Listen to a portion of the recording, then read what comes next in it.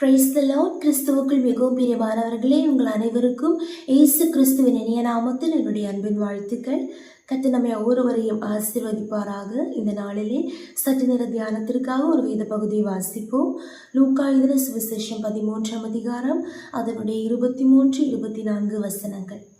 அப்பொழுது ஒருவன் அவரை நோக்கி, ஆண்டவரே, ரட்சிக்கப்படுகிறவர்கள் சில பேர் தானா என்று கேட்டார். அதற்கு அவர், இடுக்கமான வாசல் வழியாய் உட்பிரவேசிக்க பிரயாசப்படுங்கள்.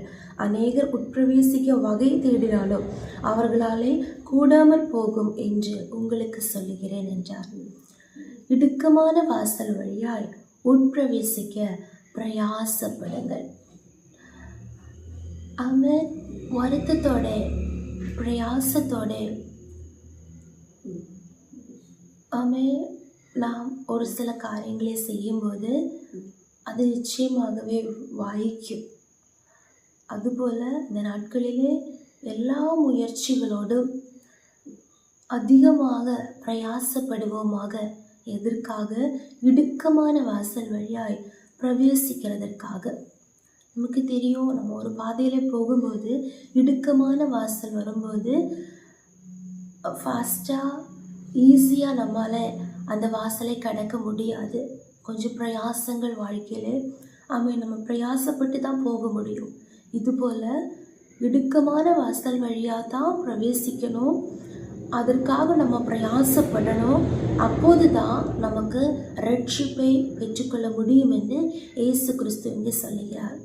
இடுக்கமான வாசல் எப்படிப்பட்டதாக இருக்கிறது?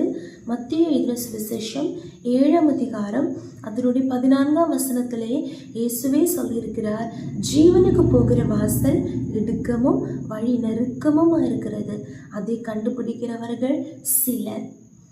அந்த வாசல் இடுக்கமாக இருந்தாலும் நெருக்கமாக இருந்தாலும் அந்த வாசல் தான் நம்மை ஜீவனுக்கு கொண்டு போகும். ஆனால் அதை கண்டுபிடிக்கிறவர்கள் சிலர் மட்டும்தான். சிலுவை பற்றி உபதேசம் கெட்டு போகிறவர்களுக்கு பைத்தியமாக இருக்கிறது, ரட்சிக்கப்படுகிற நமக்கும் அது தெய்வ பலனாக இருக்கிறது என்ற வசனத்தின்படியே ஒவ்வொரு நாளும் கிறிஸ்துவின் உபதேசத்திலே நம்ம நிலை நின்றால், கிறிஸ்துவின் உபதேசத்தின் படியே நம்ம வாழ்ந்தால் நிச்சயமாகவே வாழ்க்கையிலே போராட்டங்கள், ஸ்தோத்திரம் எல்லாம் வந்தாலும் எல்லா பாவத்தையும் நெருங்கி நிற்கிற பாவத்தையும் ஸ்தோத்திரம் பாரங்களையும் விட்டு ஓடி ஓட்டத்தை முடிக்க கர்த்தர் நமக்கு கிருபை செய்வார் இந்த நாட்களிலே. ஆதலால் ஜீவனுக்கு போகிற வாசல் தான் இடுக்கமும் நெருக்கமாக இருக்கிறது. அநேகர் கேட்டுக்கு போகிற வாசல் விசாலமாக இருக்கிறது, அதிலே பிரவேசிக்கிறவர்கள் அநேகராக இருக்கிறார்கள்.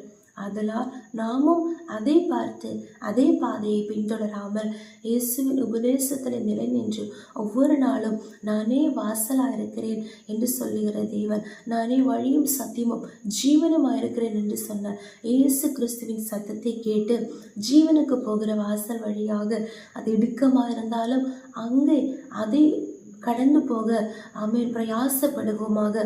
கர்த்தர் நம்மோடு கூடியிருந்து ஜெயமாக நம்மை வழிநடத்துவார். ஐயோ, இந்த வாசல் மிகவும் பிரயாசமுள்ளதாக இருக்கிறது, வருத்தங்கள் நிறைந்ததாக இருக்கிறது, பாடுகள் நிறைந்ததாக இருக்கிறது என்று சொல்லி பின்வாங்கி போகாமல் ஆத்துமை ஈடேற விசுவாசிக்கிறவர்களாக இருந்து கெட்டு போக பின்வாங்குகிறவர்களாக மாறாமல் ஒவ்வொரு நாளும் ஜீவனுக்கு போகிற வாசல் வழியாக பிரவேசிக்க நம்மை ஒப்பு கொடுப்போமாக. இந்த வசனங்களின் படியே கர்த்தர் நம்மை ஒவ்வொருவரையும் ஆசீர்வதிப்பாராக. ஜெபிப்போம்.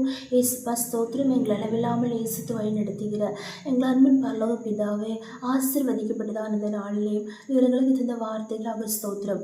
ஆண்டவரே, எல்லாரும் ரட்சிக்கப்பட மாட்டார்கள், ரட்சிக்கப்படுகிறவர்கள் சிலர் என்று நாங்கள் வேத புத்தகத்தில் இருந்து வாசித்தோம். கர்த்தாவே, இடுக்கமான வாசல் வழியாய் உட்பிரவேசிக்க பிரயாசப்பட்டு கர்த்தாவே, எப்படி ஆயினும் கர்த்தாவே அப்பா அந்த உயிர் உயிர்த்தெழுதல் பெற்றுக்கொள்ள வேண்டும் என்று பவுல் ஜெபித்தது போல அப்பா ஸ்தோத்திரம் ஸ்தோத்திரம். ஒவ்வொரு நாட்களிலும் கர்த்தாவே நாங்கள் அந்த இடுக்கமான வாசல் வழியாக பிரவேசித்து கர்த்தாவே பரலோக ராஜ்யத்திலே கர்த்தாவே அந்த ஆமென் பரிசுத்தவான்களோடு கூட உள்ள ஐக்கியத்தை பெற்றுக்கொள்ள அப்பா நீர் எங்களுக்கு உதவி செய்கிறதற்காக ஸ்தோத்திரம். இந்த வசனத்தை கேட்டுக்கொண்டிருக்கிற ஒவ்வொருவரும் கர்த்தாவே கேட்டுக்கு போகிற வாசல் வழியாய் விசாலமான வாசல் வழியாய் போய் கர்த்தாவே நரகத்திலே தள்ளப்பட்டு போகாதபடிக்கு இடுக்கமான வாசல் வழியாக ஜீவனுக்கு போகிற வாசல் வழியாக இயேசுவின் ஆமென் ஸ்தோத்திர வழியிலே பின்தொடர்ந்து கர்த்தாவே பரலோக ராஜ்யத்தை சுதந்திரத்துக்குள்ள அப்பா நீர் கிருபை செய்கிறதற்காக ஸ்தோத்திரம்.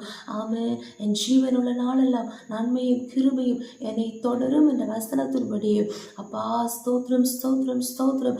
அப்பா உம்முடைய சமூகத்தில் உண்மையுள்ளவர்களாக இருந்து தேவனாலே ஆசீர்வாதங்களை பெற்றுக்கொள்ள அப்பா நீர் உங்களை ஒருவருக்கு கிருபை செய்கிறதற்காக ஸ்தோத்திரம். தாழ்த்துகிறோம், ஒப்பு கொடுக்கிறோம். இயேசு கிறிஸ்துவின் நாமத்தினாலே ஜெபிக்கிறோம். எங்கள் ஜெபத்தை கேளும் நல்ல பிதாவே. ஆமென், ஆமென், ஆமென். May God bless you all.